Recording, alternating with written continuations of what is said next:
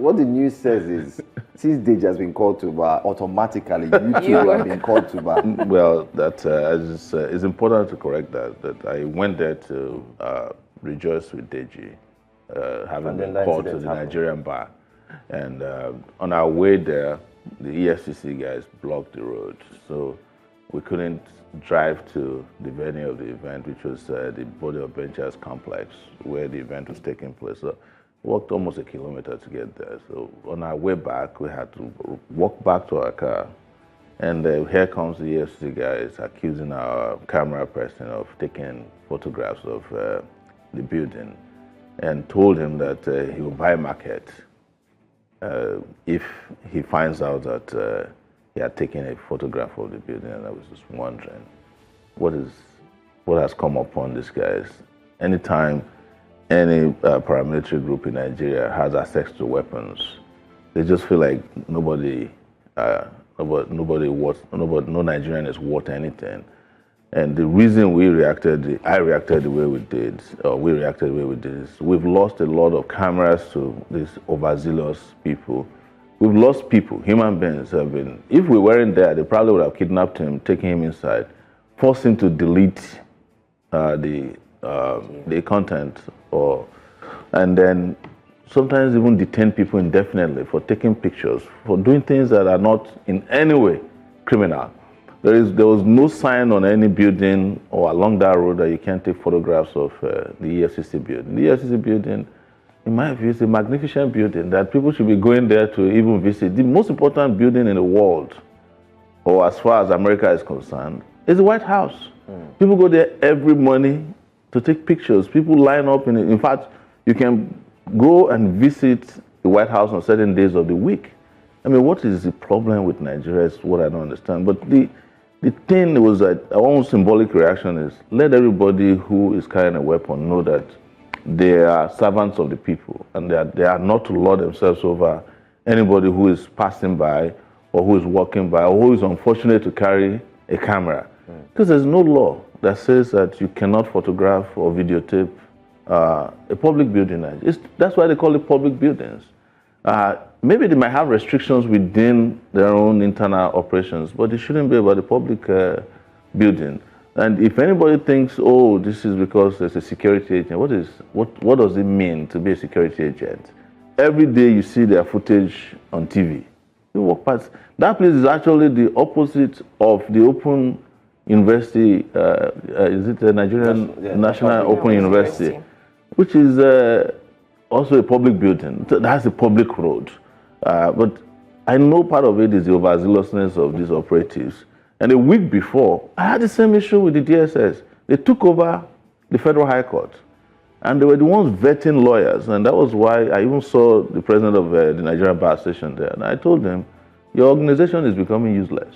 If the DSS has to be the one vetting lawyers, people who spent years in the university, who studied law, people who were called to the bar, you now ask the DSS guy to carry pencil and exercise book in front of the Federal High Court of Nigeria to be vetting lawyers to go to work. And he said, well, it's a security issue. I said, if it's a security issue, tell the DSS to set up one of their conference rooms and look for a kangaroo judge to come and sentence Nnamdi Kanu inside the place, so that we know that you are not pretending about fairness. You are a party to the case already. You cannot be controlling what if his best lawyer is coming to court and DSS decides that he can't enter the courtroom, just like they prevented me from entering and collected all my phones. That's also a public place. So we must make sure that all these issues are rectified when it comes to fundamental human rights of Nigerians, that there is no limitation to it. And we have to keep expanding that frontiers. That's what you saw on that day. And I think they quickly realized that they messed up, and some of them were congratulating Deji after they found. They were congratulating you too. Well, they were congratulating us so that we could, so that that trouble could end very quickly. You know why we said we were congratulating you as well? Because generally, almost all the print houses, the media houses, were hailing Deji and yourself as if both of you have actually been called to bar. And in response to one of the tweets that we did see online, someone said, for the fact that Deji has been called to bar, that means automatically or as he call it, being called to the bar, then that means that there's trouble. I attend more court events in Nigeria than most lawyers in the last 5 years. We always see that. Yeah, so I'm always in court. Sometimes I go to court for cases that don't even have anything to do with me. You know? Why is that? Well, there are a lot of human rights cases that most people don't know about in Nigeria. There was a lecturer from the southeast who was arrested because he just, I think, wrote something about IPOB, and he's been in detention. He was not even in a regular detention. They took him to Wawa Barracks in Niger State. This is where they just arbitrarily dump people. And to make it worse, which most Nigerians don't know, judges are ferried from Abuja to go and carry out trials in Wawa Barracks. Not in the regular court, but federal high court judges. So that is how bad things have gotten. There's a girl whose father and mom also have disappeared in the last 2 years. We had to go to court we had to work with Amnesty International for her. There's so many of those cases that I get invited to go attend to. And sometimes when we show up in court, the judges recognize and they expedite some of those cases. Sometimes they don't care. Yeah. So that's why I go to courts. I go to the courtrooms a lot.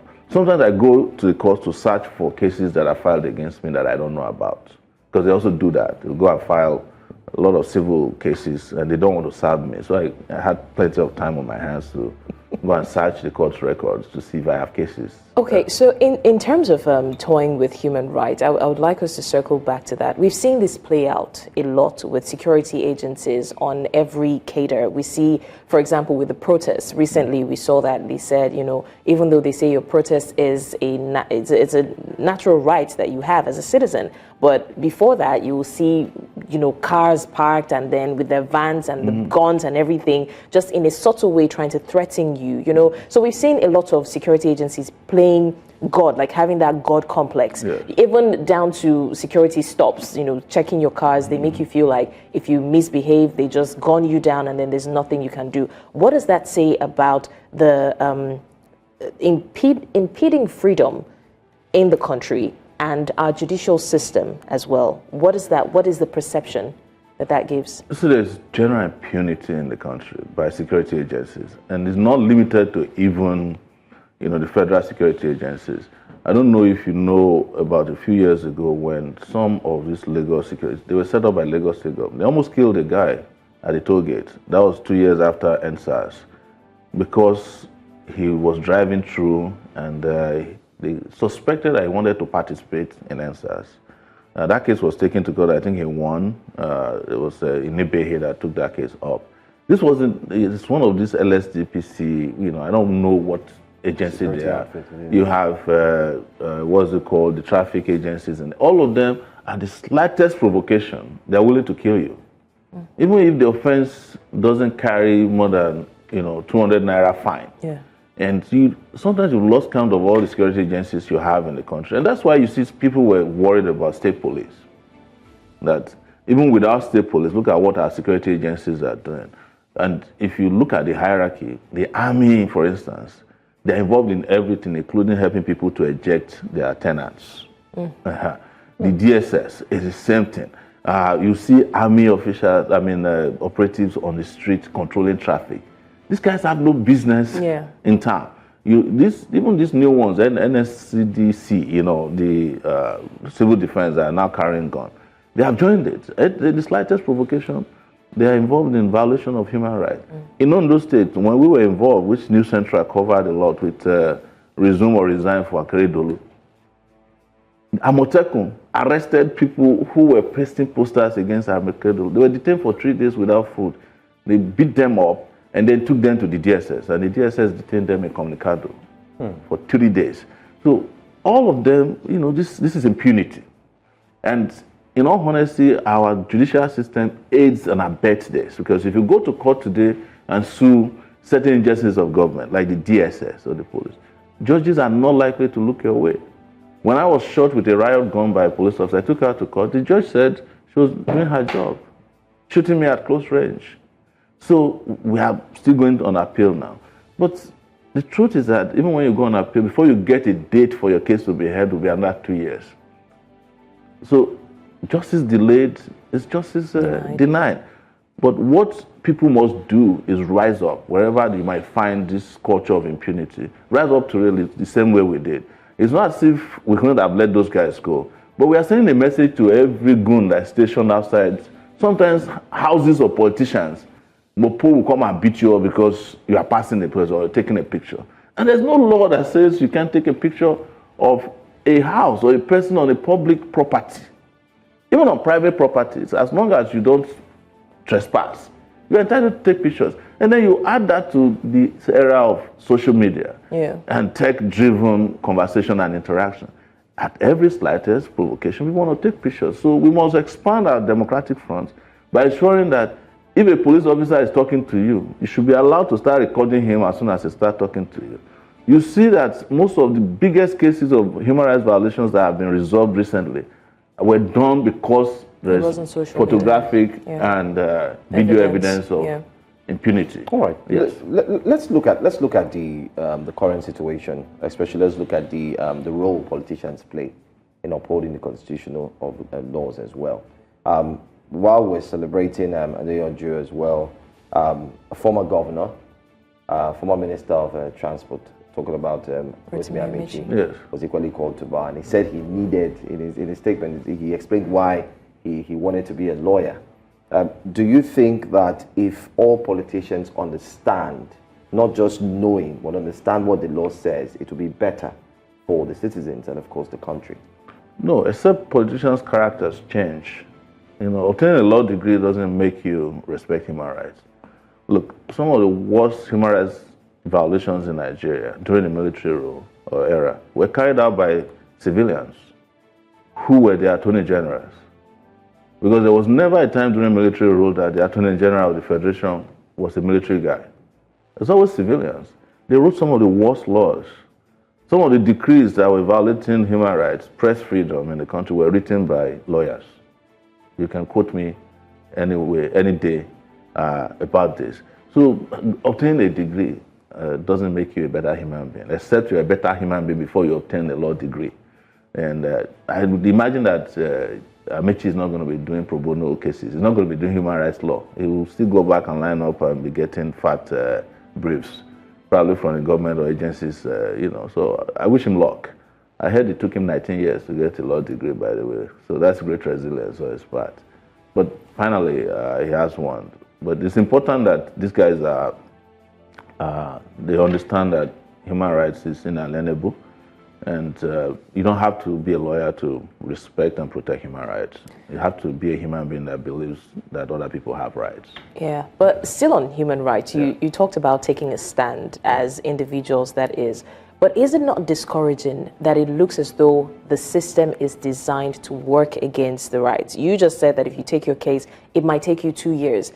Sometimes just to get trial, your hearing, you would be locked up. In fact, a case that shouldn't last for more than 2 months, you'd be locked up for like 2 years. And then some of these people do not have that opportunity to have it recorded, to have this evidence. Yeah. And even though some people who have it recorded do not have that voice on social media. So they cry on social media, and before you know, the issue dies down. So all of this can be discouraging for an average Nigerian, because again, some people do not have that. Some people are ignorant of these things you just said. Some people don't know that you are allowed to actually make videos. Yes. So if you're trying to make a video and they try to harass you, you just, out of fear, they instill that fear in you that you shouldn't do that. So if Nigerian citizens are facing all of this, right, and human rights is still being violated on a daily basis, and they see that although like 10% of these cases are resolved, but about 90% of people suffer for standing up for their rights, where does that leave us?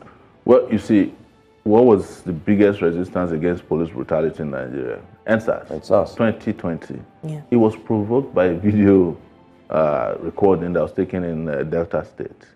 So it has done great justice to the country. And I'll tell you that during NSAS and after NSAS, the police called itself to order. They released a lot of innocent people. They tried to clean up their acts. They got a lot of those officers fired, some transferred away. But because there was no proper follow-up, of course, so many of them are back to their own way of doing things. And I must also say to you that it's not all the time that you record that they let you get away with your recording. Mm-hmm. They're also very, very fast at ensuring that they get a copy of the recording. Yes. So it's always good to have a backup. system, let your recording be back to the cloud. There's a way you set it up. Because the DSS collected my phones last 2 weeks when I went for Nnamdi Kanu's trial. And they tried to delete it, but it didn't work because it was backed up to my iCloud. So as soon as they give me back my phones, I was able to use it. Even though I saw that they tried to mess with my phone, they were trying to actually clone my phone. Within the period I seized my phone, they tried to clone one of my phones, not knowing that I knew about it. But I let them have their way. I have, because they stole 2 of my phones, 3 of my phones are still with them, and they haven't given it back to me because even after a court order said. This is part of what the impunity we are talking about.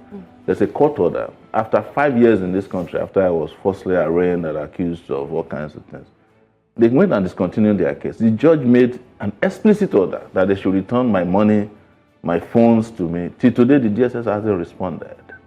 So how can you have a country and expect the country to be governed appropriately when a majority of people are above the law, or some of the security agents are above the law, and the rest of us are beneath the law? That's the problem. That's where the impunity comes in. And until this is addressed, you can't have a just, fair, and egalitarian society. Big challenge there. Yeah. Well, our time is well spent, but let's drop one more question, one last one, which we'd like you to indeed talk about. Sometime here, you had mentioned about the dollar. Yes. And that prophecy is indeed nearing its complete fulfillment. It was fulfilled. It's fulfilling, yeah. But it's nearing its complete. No, actually, it was fulfilled. There was a day for an hour that the dollar reached 2,000 naira. 2,000 naira, yes. Yeah.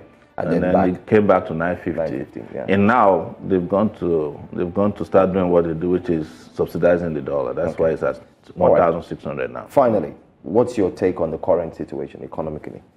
The economy, as I told you at that time, the economy has gone down the toilet. And I remember when I said, you said, God forbid, but that's the reality today, because look at what used to be 1,000 naira when we last spoke in December. They are now 5,000 naira kind of things. Everything has gone up because our economy is highly dependent on our ability to generate forex, because we don't produce. And when you are not producing and you don't have anything that goes internationally beyond just oil, your currency will become useless, especially because those people who are managing the economy also don't understand anything about economics, except the template that is given to them by the World Bank and the IMF.